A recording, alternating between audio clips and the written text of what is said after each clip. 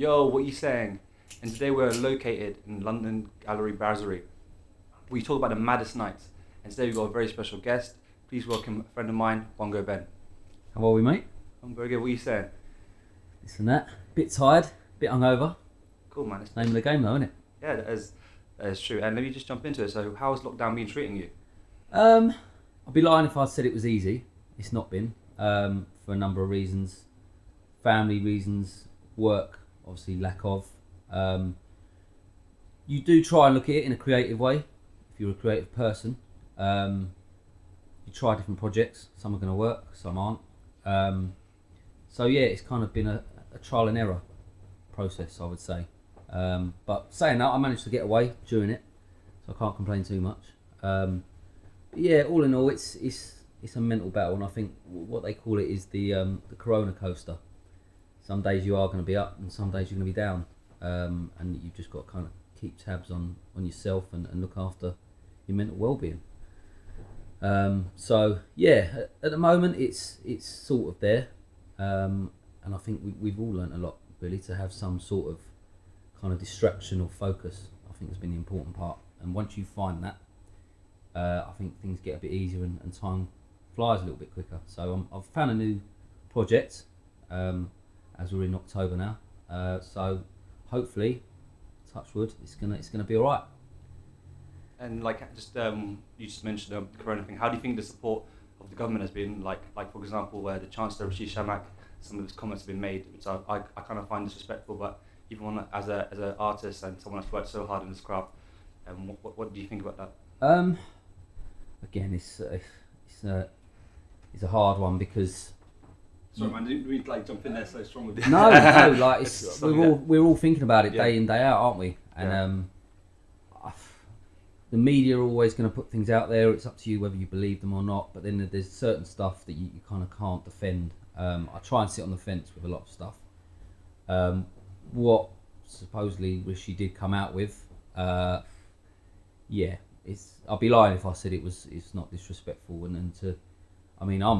I've been in the game for over a decade, but for some individuals who've been on this 30 years, 35 years, asking them to kind of retrain and go down a different route is pretty horrendous, to be fair. If it was the other way around, politicians going to just stop and go and get a job in Tesco or window cleaner or a milkman. Yeah, I mean, one thing is taking your money and opportunities away, but then to tell you to go and find something else, it's not really something you can take lightly, and that's kind of why you've seen the reaction you've seen from everyone in this industry, whether it's musicians, singers, down to even the security, down to the barman, down to the glass collectors. Everyone's in this together, and that's kind of why you've seen the same reaction from everyone. So yeah, I'm not too happy about it, and I don't think we're going to kind of go down lightly. Yeah, so how do we tackle that as like creators? Like, obviously we're creators, like what can we do to help you guys? I think the moment you start changing your angle and your avenue is the moment you give in, and that's not what we do. You can't teach creativity. You're born with it, and it's not like you're skilled. You are to a certain degree. You need to obviously learn how to do stuff like work cameras, play an instrument, but you are creative from the off. So to tell someone to retrain, it's not going to happen. So my advice to tackle it is stay consistent. Yeah, you've got obviously money to pay bills, but don't ever give up what you're good at. Is the simple advice I would give. Cool. So yeah. Thank you. And like you just said about creativity, like let's just kind of like go from the beginning of your journey. Like, what got you into percussion? What got you into this avenue of lifestyle that you're doing very well at? Other people in my field have either probably been to drum school, or they've taken music exams, or they've learnt their trade. I didn't do any of that. I fell into it by accident. Like many of us, we like a night out on a Saturday, and that's all it was. I was 21. It was 2009, and we used to go to this regular place over Edmonton, Enfield Way, and there was a guy there who used to play the drums, and I just used to be fixated on what he was doing. I'd never seen it before, and I started telling my mates, this is what I want to do. And they were like, you're mad, you've got no like kind of music background. It is kind of far out, yeah. Yeah, and they were, how are you even going to start? I said, well, it can't be that hard, surely. And it wasn't to a degree. Getting into it wasn't. It was, but teaching yourself, I guess that's where you learn if you're creative or not. Oh, so you like self-taught then? You just kind of picked up by I yourself? literally watched YouTube and played brilliant. on my car dashboard at traffic lights, and drove me mum and dad mad playing on the table and in school or sixth form, banging the table with pencils and just wouldn't stop. And I bought a cheap pair of bongos with a friend of mine who wanted to do it as well. 50 quid I think they cost us. Really cheap pair. Started playing in his he had this little shed at the back of his garden. Used to get a free CD when you left a club. We took one of them and we played that over and over. Yeah, a little mixtape, yeah. I've probably got one somewhere, and not that I've got a CD player, and that was it. And we just kept on and on and on. And then a friend of mine was promoting, and I told him what I was doing. He said, "Well, I'll give you a gig if you want. I can't really pay you at the moment." I said, "Well, that's fair enough because you've not seen me or anything." And then I did it, and that was my first gig. That was March 2010. I played to about 4 people in this club in room 2. Actually, the club where I saw the guy originally playing months before, because it was a popular place. So that was it. What was that genre of music like? Because there probably wasn't like house like there is to this level back then. No, back then in around 2009, it was funky house. Okay. So I, being my age, I missed the whole garage era. I wasn't old enough to go out, so I got funky house as kind of my bread and butter. And so it's very soulful, very vocal. A lot of samples from disco hits from the 70s and 80s. Percussion's used in it a lot, probably why it worked initially. And that was kind of it. And in them days, people would not dress up like they do now. Well, I say dress up, they didn't go out casually. Everyone would be dressed up to the nines. The guys would be in shirts, blazers, ties. And you'd still be like raving to this music, but you'd be in like a 3-piece suit. Yeah, you look like you come from a wedding and you'd be just sweating buckets. And I don't know how it even works. And the girls would be in dresses and they would take like 3-4 hours getting ready and stuff like that. That's still right now. Girls still take 3 hours to get ready. They do. Nothing's changed from that era. They do. It's just a kind of a different fashion. Like anything, it moves in cycles. And that was it. That was the first gig. And then it was word of mouth from then. And all we had then was Facebook. We didn't have Instagram. We didn't have Twitter. Was that MySpace as well, maybe? Yeah, I think you could. I'd never had MySpace actually, but that was still about. And then you had MSN, but really Facebook was the only thing you could promote on. And even then, you were very limited. I don't think you could put many images up at that point, or you could, but they were so low definition, you'd have to like strain just to see the flyer. So I think people were still physically flying, and that was it. And that's all we had to go by in self-advertisement. And then it kind of picked up from there, word of mouth. And before we knew it, I was doing 5-6 gigs a month, and then word got round, and then you start travelling abroad, or you travel to other cities. Yeah. And then it goes from there. It's kind of a natural progression. Because like you must have been in that circle, and like DJing was a big thing back then. Did you never like try dabbling in DJ at all, or were you like, no, I'm loving the percussion, I'm gonna stay with what I'm music through and through. That's what I mean. Yeah, exactly. All genres, anything. I will listen to anything pretty much, and depending on my mood and day, will change what I listen to. But I think I had friends with DJing. There were so many DJs about at the time. The industry was absolutely buzzing. I just kind of thought, do I really need the pressure of trying to make it in DJing, when actually I was fixated on the percussion side and the live element. So that just worked and kind of appealed to me more, and that's the route I went down. I'll still play music, and if we've got a party or something like that, I'll have a go at DJing. But to be honest, I'm useless. I was in here the other Saturday, and my friend was playing, and I think I stopped the music because I didn't even know what I was pressing. Yeah. So that's about as far as my DJing goes at the moment. Play and pause. Yeah, basically, or queuing it and then not realising how to bring it back. So no one booked me for DJing just yet. Yeah, but anyway, going through this journey, and like you just mentioned, you got booked into other countries. Like, what was like the first, like you started making your mark and the places you were going to? So it wasn't until the following summer. So 2019 you started. We're going to 2009. 2009, yeah. No, I'm lying. That was when I first bought the drum. 2010 was my first gig, March. Yeah. 2010. Didn't actually go abroad until August. No, I'm lying. July 2011 was my first ever gig abroad, and that was Ibiza. Because to us, to this game. It's the Mecca. It's the party central. Yeah, especially in Europe. Like it's the dreamland. It's like what Hollywood is to actors and actresses. This dance music is Ibiza, and that's kind of where I had to go. And back then, there wasn't really anyone booking you as such. And if they were booking you, they're not paying you. And if they're not paying you, they probably won't be covering your costs either.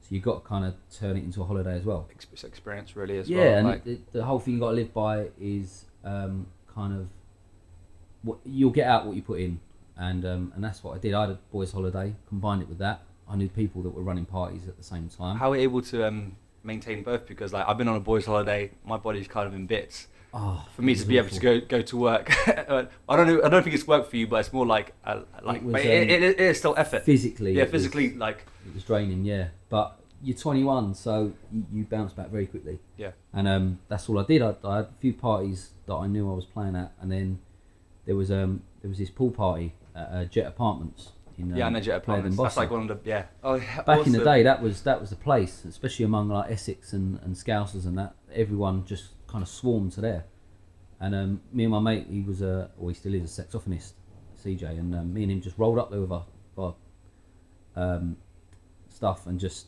said to the DJ, look, this is what we do. Do you mind if we play? And he kind of looked at us like, well, okay, bit random, but yeah, jump on if you want. We jumped on, and he kind of then looked at us within a few minutes and was like, oh, actually, okay, you're serious, you know what you're doing. And that was it, and the party erupted, and we didn't know that the manager was there at the time, and he came over after, and he said, do you guys want to come back tomorrow and I'll pay you? Well, I'll give you drinks at least. And he kind of, he kind of paid our fee for a number of days after that while we were there. We like paid in drinks at first, so like, all right, you can come, we'll just give you a bottle of vodka. Yeah, I mean, at the end of the day, like I said, we were on a boys' holiday, so you got your spending money, anything's a bonus. Yeah. So it was a party to be at anyway. And we did that for the rest of the holiday, and then that trip ended with the final gig of the evening was Space, which is now no longer open. Yes, is it a High now?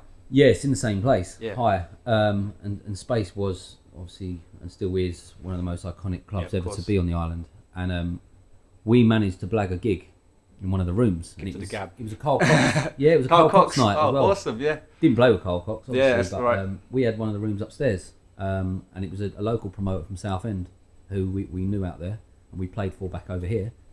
And he gave us the gig, and we played there, and we even me and CJ actually got a photo with like the Space logo at the corner, so it'd been watermarked by Space. Yeah. And we treasured that photo, and I've still got it. And obviously 2-3 years later that closed down. So we were really lucky to ever play there and tick that off. Yeah. And I don't think we even appreciated it at the time. Yeah, man. Especially just climbing, like, oh my god, like I was doing those things. Like. Yeah, literally, we finished, and then we went straight to the hotel, picked our bags up, went straight to the airport, and got on the flight.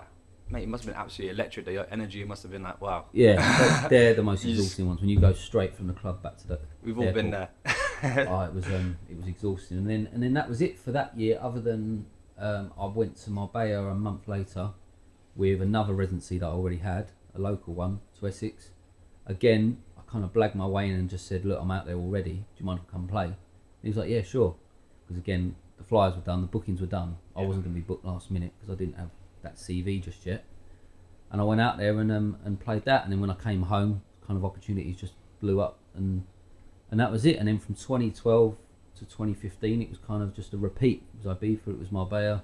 Because you were doing like seasons in Ibiza, right? Like whole seasons, or were you just doing like up until last year, I was just going out and doing week stints, or back and forth. I mean, it could be 6-7 weeks in a row, but I would come back.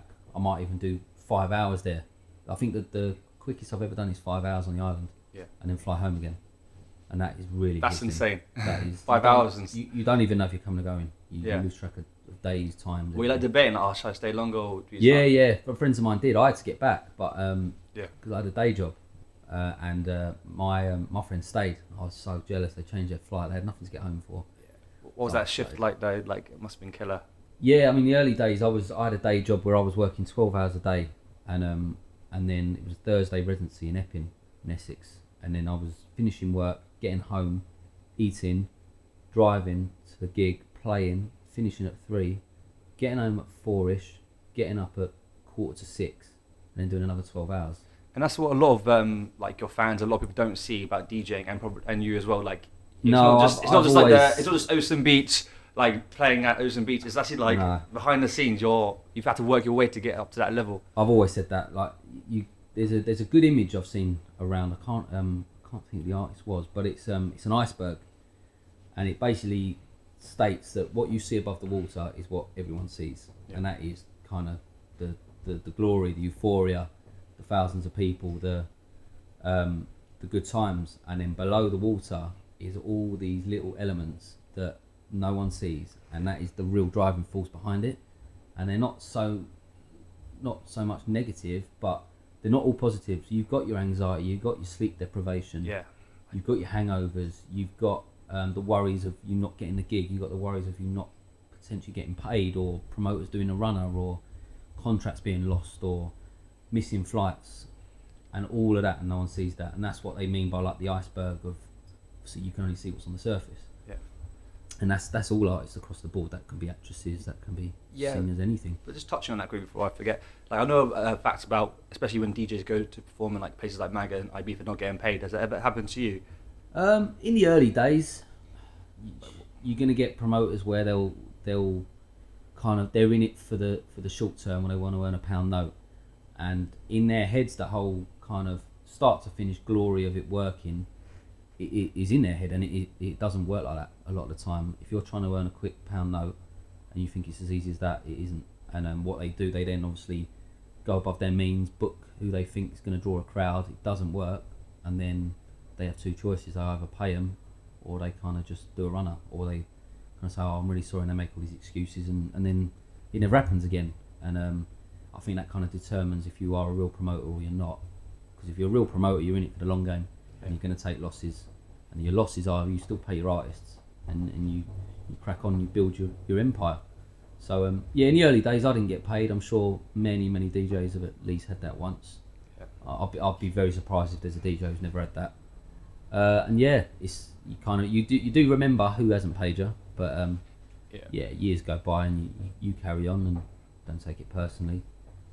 You just crack on.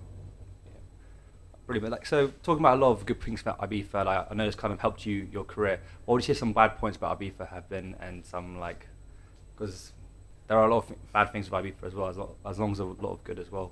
I mean, bad points personally, there can be a few bad points as an artist being involved in the scene on the island. So, for example, you've got like music laws in terms of decibels. Well, in the most recent years, anyway, where parties will get stopped due to sound levels, or there's restrictions. I mean, obviously we're all aware of restrictions now in 2020, but even before that, there's a lot of restrictions for sound on beach parties, and you can only do this, you can only do that. There's that side of it. There's a lot of politics on the island, where, for example, you can play at a venue, and then other venues then won't touch you because they don't want the same kind of crowd following you to their venue, or they don't see it as cool enough, or there's many reasons, but politics is a big thing in our industry, and you've just got to play the game. And what I say to up and coming guys sometimes who ask is just kind of choose your avenue initially and stick to it and stay in your lane and know what you want, and then you'll know from that what gigs to take and what gigs not to take, because you can take gigs. It depends what you want. If you want to just earn money out of this and nothing else, and there's no passion, just take all the work you want to take. But just remember, there will be venues and promoters out there that then won't touch you. It's up to them whether that's, I don't know, acceptable or not, but unfortunately that's the way it is. So when you get to a point, you know where you want to go, just be picky, really, and know that politics is out there. And that's what I've done. I've kind of chosen certain stuff because I've worked enough to know how it works. And that it's a bad point, but you learn, and that's the only way you're going to learn is kind of getting rejections and stuff like that, really. But there's a lot more positives on the island than there's negatives. I know like drugs is a massive thing over there, and I love to ask you a question because someone asked me to ask you this question. What one is like probably the most bizarre or like weirdest, strangest experience you have with someone being under the influence of drugs? Because you do see some absolutely crazy stuff out there. Just to name a few. I know, like you said, you've been there for a while, so you probably got a number. I'll never forget last year coming out of where were we? Beach party, and this guy was walking down the street like he'd been split in half. When I say half, he was at an actual right angle. In your head, you're thinking, how's that even possible? It sounds like some sort of gymnast. Yeah. Or someone at a circus can only do that. But he was up like that, and from the waist, he was back. And he was trying to walk like that. Yeah. And we were trying to help him get into a cab, but he was at such a weird angle and so stuck. It wouldn't fit. Yeah, I mean, I'm sure he'll tell his parents that a nerve went in his back, but the reality is he'd taken an awful lot of ketamine. Yeah. And that's what it does to you, unfortunately. And he was in some hole that he wasn't able to function or walk. And it's pretty horrible to see, to be fair. It wasn't very nice. Because like you must be playing sometimes, and you just see these people like gurning slowly, like, and just like. Yeah. Or like whatever. I've stopped playing during sets before because I've been concerned about the way some people have looked. And Yeah. I've kind of got the steward's attention and said, look, get him water. Yeah. Because he don't look well. Or I've said to his mates, look, kind of you need help. Yeah. Friends of mine have even helped someone at a festival a few years back where my friends were at the front, this guy was next to them. They hadn't seen him because they were looking at the front, and I gave him a nod and said, look, he's going to go here. His eyes were rolling back, and he went down, and my mate actually had to pull his tongue out of his throat because he was swallowing his tongue. Oh wow. And he was fitting, and it was a horrendous sight. And they gave him air, and they kind of gave him space, and they got him out to the back, cooled him down, put ice on his neck. Yeah. Hey, good on you. They knew. That's good. It's only I was lucky that I was able to see it because where he was, no one could see because everyone's facing the same way. And probably, I don't know if it was nighttime, but I think that the strobe lights kind of there blocking your vision as well. Luckily it was day. It was okay. It was a day festival, and where the sun was shining through. It was one of these white tents. Yeah. So when the sun shines like through Is this Igloo one? Igloo? Similar, yeah. Where the sun shines through where it's white, it really like lights up, so you can see everything. Yeah. And yeah, so luckily I was able to clock him, but yeah, it's not nice to see, and all you can do is look out for each other, because at the end of the day all we want to do is the same thing and have a good time and enjoy the music. That's what we're here for. Yeah, of course, like as the main thing. Yeah, definitely. Yeah. Another awesome question I wanted to ask you is, you've done so many gigs. What is probably like your best gig you've done? I'd say it's hard to I'm not like when I saw you at Dre's the Dubai one, right? Man, I was like, mate, this guy, like, that is like someone I really would like to go. So I went to the one in Vegas. I haven't been to one in Dubai, but I've heard that one is. Yeah, I've been like, to nice, both. Well, did you play at both? I've not played at both. Oh, I've only like, played at the Ben, Dubai one. smashing it. Yeah. Yeah, I mean, I'll visit. Mate. I'll visit New York in a minute. Mate, it's going to happen soon. I believe in you, bro. Dre's is good. Yeah. For me, it was too chilled, actually. Was it? Compared to the other gigs I've done yet. It was very much that's the scene, unfortunately. It's changing a bit, but in the Middle East, it's very much the money's there, the vibes of just chilling. I think it's the culture. There's obviously it's a Muslim country, so and as it stands at the moment, still hip hop and R&B are the majority music you're gonna get at parties, and unfortunately, you're not gonna get that whole on a dance floor kind of raving unless you had your Blue Marlins, which is now closed. But Blue Marlin in the UAE was the best venue ever. That's awesome. I've never heard of it, but it sounds good. But yeah, going back to your question, I'd have to split it between best UK and best abroad gig, just because it's too much competition. Give me because UK, I'm assuming as a UK standpoint, a festival probably was like your best one. No, do you know what? It wasn't. It was Printworks. Printworks in London. What was it called? Shipyard.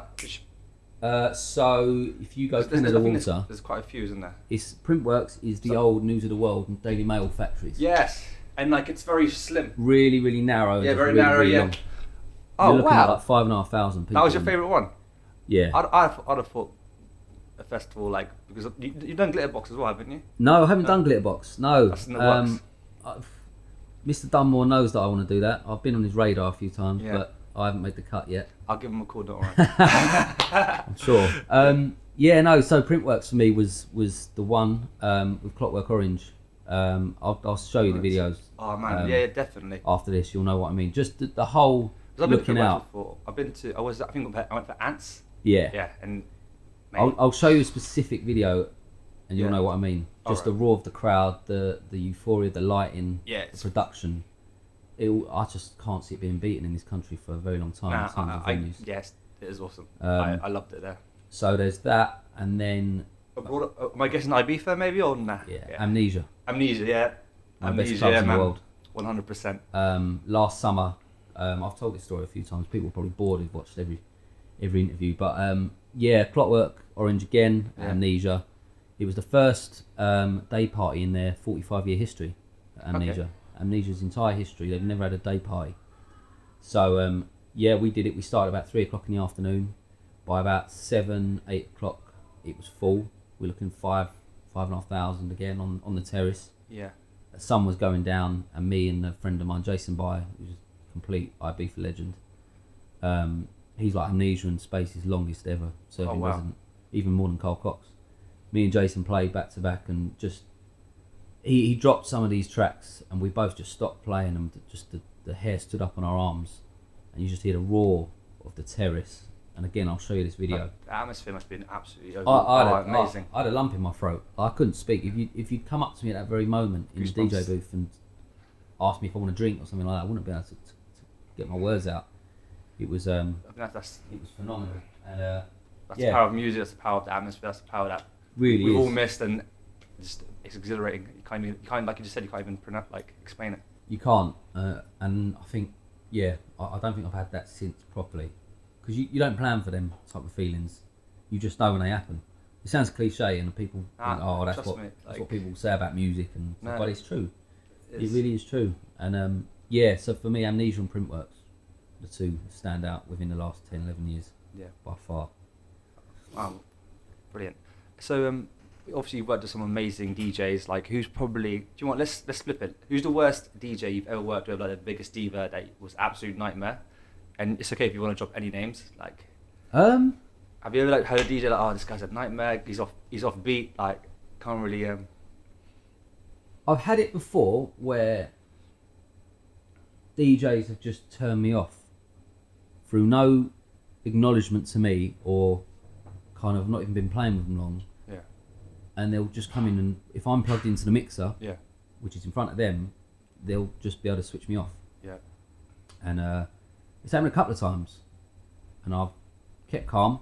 Yeah. Walked round, put my arm in front of theirs, and just flicked it back on, and just kind of gave them a look of, "Do you want to do that again?" Yeah. And they haven't. I don't know whether they. The unfortunate thing is we get tired with the same brush. A lot of musicians, especially in the dance world. Two nice guys, maybe I reckon I could. Well, there's that, but there's also, if they've had a bad experience with a musician, they think everyone's the same. And a lot of DJs won't play with percussionists or saxophonists because they've had a bad experience, and therefore you all get tired with the same brush. So I think certain times headliners have come on. I'm in the middle of my set.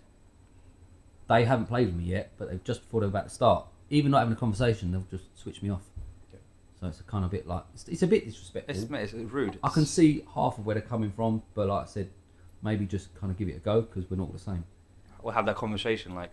Yeah, exactly. I mean, some DJs have it on their riders. They don't play with musicians, like, end of. But then on the flip side, I've had it where they've had that agreement, then they've turned up, seen me. You come correct, obviously. Or they know me anyway, and they've been like, I didn't realise it was you on the event. Cool, you can play with me. Yeah. So it works both ways. But yeah, other than that, I've not really had anyone I've not really had any run-ins or anything like that, to be fair. And I think that the longer you're in this game, the easier. Mutual respect, I think. Yeah, I think that's all it needs to be. Yeah.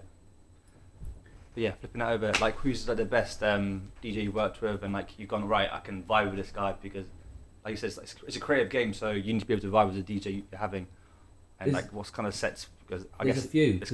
I'd think so. Yeah. I would I'd break it into two. There's the DJs that I've kind of grown up with and just kind of been in awe of and loved them, and then I've got to play with them, like Todd Terry. Yeah. Todd was one of these guys that it was actually my last gig before lockdown. We played at a magazine in London, which is again an enormous venue. Printworks own it. 4,500 people, and said hello to Todd, and me just straight away assuming I wouldn't be playing with him. He was like, "Are you going to play with me?" I was like, "What?" Excuse me? Yeah, he went, like, "You're going to play with me?" I went, "Yes, I will." And in my head, I'm like, play it cool, just play it cool. This guy's like worked with remix for Michael Jackson. Yeah. He is one of the biggest DJs in house music. Of course. Like Todd the God, that's why they call him it. Yeah. He's one of the best. And I got to play with him. Sandy Rivera, Danny Ramplin. These are all kind of pioneers of their game and stuff like that. But really, it's the best people to vibe with is your local people that I'm on the circuit with. Jess Bays, Billy Cox of Hotbed, Daryl Privet, he's a local guy here. They're guys where they'll stop the music for you and they'll let you be creative. Yeah. But in the same time, bring it back in, and you are so in sync that it works. But people like at that level, they can just they can just click with anything. I'd assume they're trained musicians themselves. Yeah. Even they're creatives, as you mentioned earlier. They are, and then it's mad how you'll get DJs that just won't even acknowledge you're there. They won't stop you, but they just won't vibe with you. And I think it just really separates the musicians from the DJs. I've been married for 4 years. 4 years. So like she was there from the start. Yeah, she was there from the day I come home and said I want to hit a drum. Yeah, how was that like as being her in a relationship? Because very tough, I'm sure she'll agree on that one. Very tough. Just because your life changes overnight. You go from seeing someone every weekend to not so much. Whether you're being pictured in photos with females, whether you're getting attention on social media, it can be really hard, and I can't really imagine that being on the other side. Again, I think you get to a certain point in the industry or in your job that it becomes part and parcel of it, and it's not an acceptance, but it's kind of you know it's part of it, so you kind of there's no more issues, and you know how to piss off someone, piss off your wife, and how not to, and that's all you do. You kind of just the first few years you're getting attention just because it's this new thing out here, and you're on a stage, aren't you? And like you are a good-looking guy, so you must be getting. I was once, maybe. Yeah. So I lost my hair. I mean, I'll never forget one of the first gigs I ever did in London. This woman must have been about 50, and I'm just about to play, and she comes up to the front of the stage, and she's saying something. I was like, I can't hear you. I leant down, and she went, "Make me come." And I was only 21. And it scared the shit out of me. And I was like, "You're like, what time?" I was like, I'll just pretend I didn't hear it. Yeah. Like, oh yeah, sorry, I can't hear you. The music's too loud. Yeah, I said, enjoy your evening. I'll never forget that. That was weird. Maybe I did. I don't know. I didn't intentionally or physically, but just hitting those drums, like maybe. She had a good night. I'm sure she did, but she just went off into the crowd after that. Yeah, that was weird. That's funny. But like, I know like this might get you in trouble, but like some of the after parties you've gone to with some of these big DJs' names, what like can you kind of give us that insider view? Because you must have been invited some house parties, I'm assuming. Especially in Ibiza, man. Like you're DJing with like some of the hottest hits. They're not going home after they finish their set. A wise man once said, "If you want to make it, don't go to the after parties," and that's what I normally would do. Oh wow! Not a single one. Like one of Wayne Lindeker's after parties, like. No, it's not. No, not really anything like that. Of course I've gone to afters. Yeah, hundreds. You have to. But not really tagged on to anyone kind of big and kind of just gone there for the sake of it. And you're calling them like your friends afters, like not like oh yeah, cool, you've done an amazing set, like come. Yeah, that's kind of all I've really done. I've not gone to anyone's specific house. Not I can think of anyway. I might have done, not remembered. You've got Pikes in Ibiza, which after hours, Sonny, he's got his karaoke room, and what's your karaoke song, if you don't mind me asking? Good question. What you go to? Is it a bit of George Michael? No, it's more Frank Sinatra. Frank Sinatra. Okay. Any of the Sinatra numbers, any of the crooners, Tony Bennett and Dean Martin, anything like that, or Elvis maybe. Yeah. Quite standard. I can't get the high notes, so I'll take Elvis or Frank. Yeah. But I don't really go to the afters that much, if I'm honest, just because there's always something else going on the next day. Yeah, because obviously like there's always daytime parties which start at like 10. So by the time you finish at the club, was it 6 a night most of the night? 6, 7 o'clock. Yeah. You've got to try and. Yeah, I mean I've been to a few afters this year, but it's kind of like couples, and then you're kind of the gooseberry. Yeah. Is it gooseberry? Raspberry? Which one's the difference? Blueberry, isn't it? Gooseberry. Okay. And you just don't really stay that long, if I'm honest. Because you're always at the back of your mind thinking there's something else going on the next day. For me, anyway. Because you are going to these after parties, there's like a lot of people probably be under the influence of all sorts of things, so you just kind of try to avoid that. Is that right to assume, or? Yeah, I mean, I'm not exactly an angel. Yeah. I think you've had your fun, obvious. obviously. Yeah, like, come on, of course. That's probably obvious that. Yeah. Unfortunately, it's a very hard area to avoid in our industry, and it comes part and parcel with your gigs, not just alcohol. And yeah, I think you'd be naive if you think that the majority of people don't you know that for a fact, because you can't be doing those hours and not be on anything. Like, you've got to be that kick. So like any like people will think that it's just. I'm not. Yeah, I mean, I would not promote it. I wouldn't encourage it whatsoever. You do what you got to do, and I think you're going to learn life lessons through doing stuff like that. If it's flowing, it's flowing, right? Like you kind of just got to keep on top of your own kind of ability and what you're. Which is like discipline, would you say? Yeah, discipline and what you're wanting to do with yourself, and people do things for various reasons, and I'm sure everyone's got their own reasons. But yeah, I'm no angel like the next man, so yeah, it's just kind of stay in control and like I said earlier, just kind of always know your avenue and where you're going. Yeah. And as long as you still got your vision and what you want to do, then you'll take sacrifices or you'll do things that you know will help you in the long run, and that's what I kind of try and do. Yeah. Okay, bringing it back to the music, like, what do you think's the hardest genre for you to play with? Because you're quite diverse of an artist, but is there any genres you find difficult to play with, or do you just? In the early years, I would play to a lot more across the board, because you want to get your name out there, because you're trying to look for where your talent works the most, and there's a lot of genres that just for what I do. I'm not a drummer. Like, I wouldn't play in a band. I don't think I can really play the drums at all very well. I'm hands-on. I'm not sticks. So R&B isn't going to work. Your drum and bass isn't really going to work. Garage has worked. Yeah. Dance music's the one, really. A lot of it's based on percussion. And yeah, there's a lot of genres that just won't have it. I kind of learned that the hard way. Even if it's just parties and DJs. Yeah. It's down to the DJ, like, especially at parties and corporates, they'll play music and you're like, why have you just dropped that? What would you expect me to do? Yeah. Now? So I've had that a few times, and I kind of learnt that quite quickly, that dance music is where it's at for what I do anyway.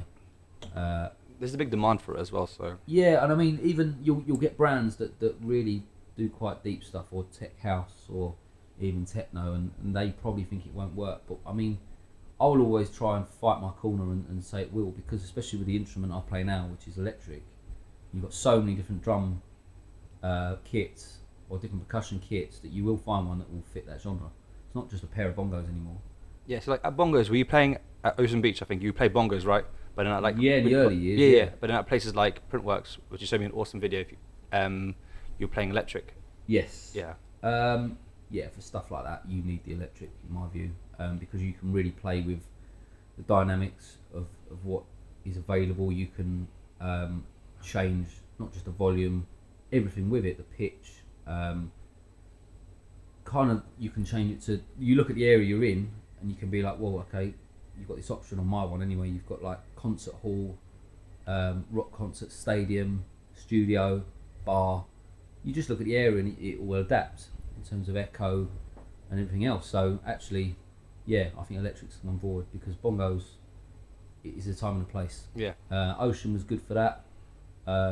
Intimate stuff. Yeah. As well. On the beach. Yeah, things like that. On boats.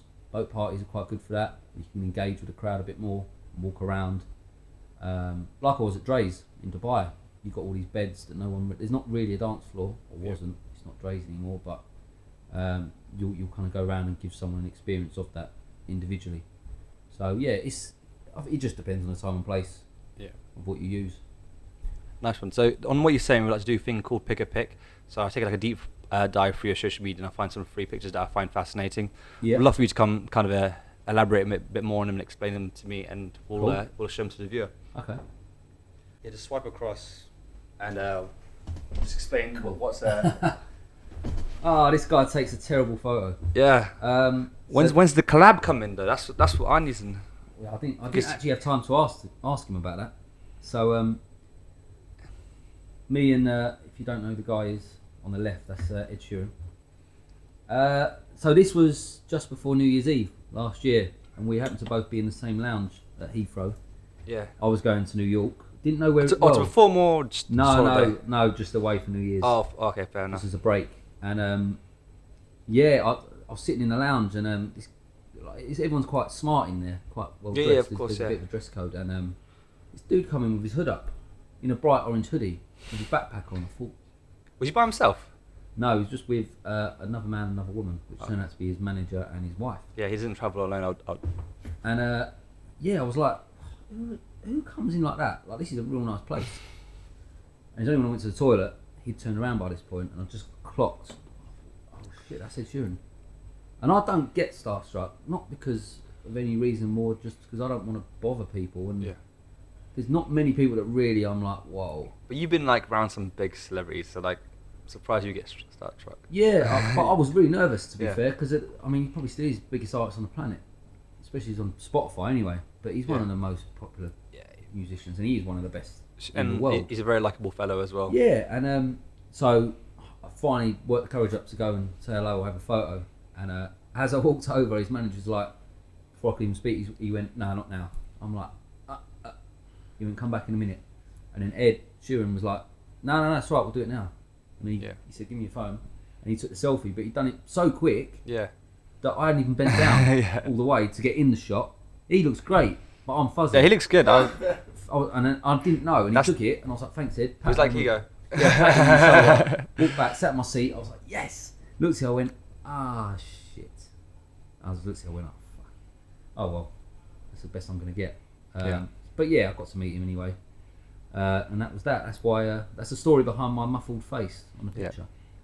All right, so second one. So you can see that is. We'll put it on the screen, but cool. So that's the future 007, I believe. Is it? It keeps changing. I thought it was Tom Hardy now. Yeah, well, it keeps. I don't know. I think it got Majestic. Pardon? Yeah, Majestic's new 007. This is myself, Majestic, and Idris Elba. Is that in High? This was at High in Ibiza last summer. This was not the first time I'd met Idris. This was about week 3 or 4. Long story short, basically. I'd love for you to tell the story about how you guys have intertwined and. Well, long story short, it was Radio 1 weekend, and he'd just finished his set with David Guetta at Ibiza Rocks, and I just landed a residency at High in the toilets, the Wild Corner. If you've not been to High, it is what it sounds like. It is the toilets. You play in the toilets. You go in there. There's cubicles all around the wall. Yeah. There's DJ booth in the middle, and it's just the most novelty experience you'll get in a club, and only in Ibiza you're going to get it. So my friend Jason By, who's there every week, he said from August, jump on, because I was living there. He said, come down, play with me. I've been the first, and I think the only musician to ever play in there to this day. It's been open only 3 years. Yeah. And I'm glad to be able to still say I'm the only person who's done that. So I was playing with him, and Idris was actually every week as well in another room. This is David Guetta's night. And we had a mutual friend named my brother-in-law. So my brother-in-law's he's a professional racer, and he'd done a few projects with Idris Elba on driving, because Idris loves to do so many random stuff, so many different industries. And they got talking, they became quite good friends. So my brother-in-law messaged Idris on the night and said, "Look, my brother-in-law's percussion, he's playing in the other room." He went, "I'll tell him to come and say hello." That's what I did. And he was like, "Oh yeah," introduced myself. He was like, "Nice to meet you, blah, blah, blah." He went, "Have you got your drums with you?" I said, "Yeah." He went, "Would you want to come and play with me?" I went, "What?" Yeah, just jump on with me. I was like, starstruck. I mean, I weren't starstruck until he asked me that. Yeah. And I went, "Oh, okay." Yeah. Went back to the toilet. Jason went, "Right, we start." And I went, "Jason, you're going to have to wait a few hours, mate. I want to go and play with Idris Elba in the other room," which is a much bigger room. And he was like, "Oh." But he knew it was a big opportunity. Yeah, like, of course. Fuck off, go on, get out of the room, go on. Like, jokingly. He knew I had to go and do it. So I unplugged, went and played with Idris for 2 hours. It was the maddest experience. It must have gone so quick. Oh, man, it was the quickest 2 hours of my life. It felt like 10 minutes. Yeah. And like he was pulling the music out and he was just letting me play. Letting you freestyle it. Oh man. For those that don't know, his introduction to dance music was he was a percussionist. So that might be where his appreciation comes from. Yeah. Perhaps. He started, must have been the 90s, early 90s. And that's probably where his respect for it is, and that's why he allowed it. And then when we finished, like, he was like, oh, it was wicked, really enjoyed that. And then he went, where are you going now? I said, I'm going back to playing the toilets. He went, oh, we're going to come. As in, I looked, and he's with his wife, but he's also with MK. Oh, sick. Like, what? So we all went in there. Come on, guys. Yeah, we all went in there, and that was it. Before I knew it, me, MK, and Idris were playing. We'll put a little snippet of the video as well, like... yeah, and it was MK's track, and luck would have it, it was all on video, and the days went on after that, and it went viral, and whatever else. So this photo was, long story short, obviously I then started playing with Idris every week. Yeah. The same setup. Not in the toilets, he only ever went in the toilets once. Yeah. That night. But the weeks went after, and I played with him in the club room, and this was just one of the nights that I was warming up to go on with Idris, and Majestic was with us. And we just had a photo. Both really nice guys. Like, yeah, amazing guys. And Majestic like helped to share, like shares my stuff. Absolute legend. Yeah, and that was the photo we did, and that was. What's he just like? Is he a really nice guy? Like, I'll assume he's a pretty cool dude. Just cool. Just a cool guy. Just laid back. Yeah. You know what? The bigger names, the more laid back they are. You'll find, in my experience anyway. Yeah. The ones that you think, well, you are an A-lister, are actually normally a lot more chilled than you. Lower down, kind of. Because they want to prove themselves maybe a little bit. I agree with you, man. Like, definitely. One more. So I find amazing. So this is myself and CJ, who I'd mentioned before. Like the early days in IB for the saxophonist. We had a monthly residency in Dubai for Love Juice. So how long were you there for? Like in Dubai, that's a massive venue. Like some of these absolutely. This trip here, I think, was 48 hours. And I mean for a 7-hour flight. You said Dubai is Yeah, that's exhausting. That's not an IB for trip. Yeah. That is I believe it's like 2 hours. You're there. It's like 7. Yeah. So this was this time I didn't bring the bongos nor the electric. I actually bought a snare drum, and I had this idea of because again it's more of a showy thing. It wasn't a whole just dance music all on the dance floor. It was more you're there for the experience, enjoy your bed, champagne, all that stuff, which is obviously really all on the house. I'm assuming when you got there. Still a house, but it just wasn't the whole euphoria dance floor kind of vibe.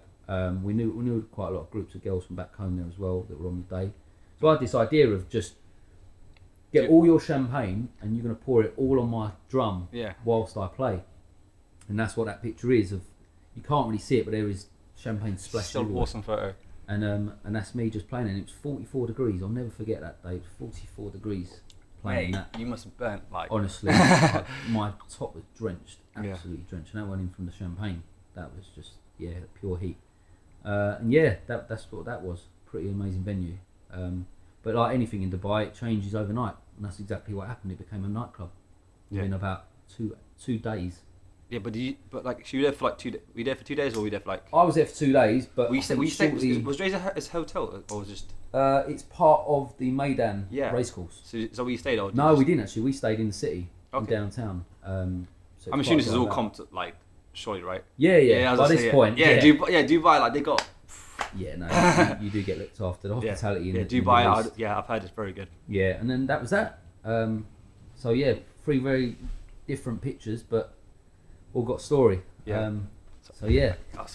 Pretty cool times. To be fair, I'd like to go back one day, but who knows? I think any of us know right now, do we? But yeah. So, like, what's your relationship with Idris? Are you guys like friends, or like right now? There's probably nothing really happening. I've left him at home this morning. He's making bread. No, I'm joking. I haven't spoke to him, to be fair. Like I never had that direct link with him as much as I'd like to be in a WhatsApp group and sending him memes every morning. Yeah. And banter. We haven't got that relationship. Obviously, you guys' number, you just text someone whenever. I've got his number, but we've never really spoke. It always went through his tour manager. Yeah. Who was kind of fixing everything together, and I can't imagine a man's schedule. Yeah. I've not seen him since or anything like that. But never say never. You never know when paths will cross again. Hopefully soon. I'd love to see that set. That'd been so cool. Yeah, we've got enough videos, so I'm sure you'll see the vibe we both created, and hopefully we'll get to do that again. Wicked. Just a few more questions. Like, what do you have on the pipeline at the moment?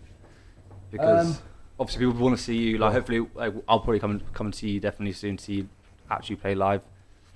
So, I mean, there was what was on the agenda before Corona, which was going to be my biggest summer yet in Ibiza. I'd signed a 17-week contract with Ibiza Rocks to co-headline with Lovely Laura and Ben Santiago on a Sunday night. And 2 weeks before it got announced, obviously, COVID came. So it never happened, and I never even got to announce what that was, which is a shame. Never got the billboards, never got the announcement. Did they cut the check still? Like, no. As I say, you got. I've got a lot of credit in flights, though. Put it that way. Oh, I'm not paying for a flight for some time. Oh yeah, because I guess they reimburse you. I'm assuming. Yeah, it's just it just makes sense to leave the money in the pot for the flights. But so that was what was on the agenda. What is now on the agenda at the moment? Where we're sitting actually. So the venue we're in is the gallery in Woodford, Essex. If you've not been, and me and a partner of mine, Steve, we come up with this brunch concept like many are doing at the moment, especially with the 10 p.m. curfew as of what we're in October. We've come up with the brunch concept, bottomless, guest DJs, very soulful disco kind of vibe.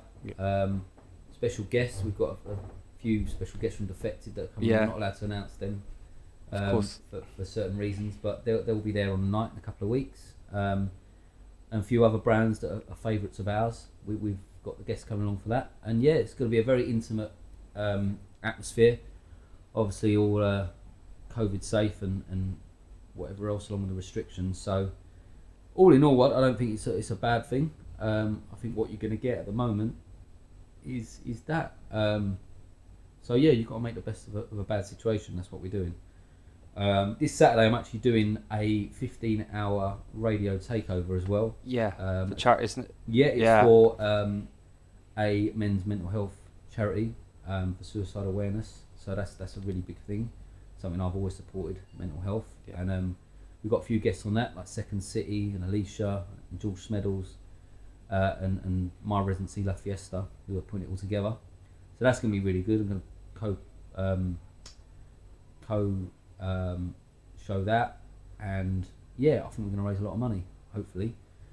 So there's that, and really it's just kind of waiting until things sort of change, and really, like all of us, we don't know what's going to be around the corner. So there's always things that can happen in the blink of an eye. It's just being allowed to.